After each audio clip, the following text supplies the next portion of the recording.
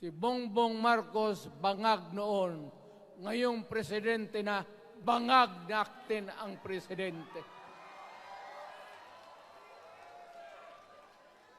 Kayong mga military, alam ninyo yan. Lalo na yung nasa Malacanang. Alam ninyo, the armed forces of the Philippines, alam ninyo, may drug addict tayo na presidente, putang inang yan. Nung ako'y mayor, pinakitaan ako ng evidence ng PDEA. Doon sa listahan, nandoon yung pangalan mo.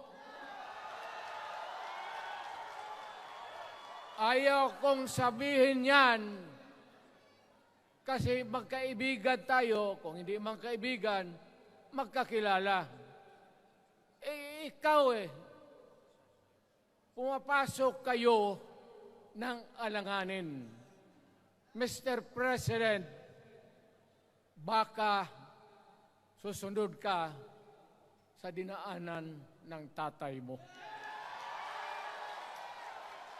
Diyan ako takot. Ayaw ko mangyari sa iyo yan. You are testing the waters. Not even. You are, pushing to the limits ang pasensya ng Pilipino.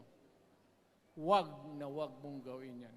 You want to perpetuate yourself in power at the expense ng buhay ng bayan. Huwag ninyong kalimutan, Mr. President, ang delikadesa. Mr. President, huwag mong kalimutan na isang term ka lang pagkatapos bababa ka na.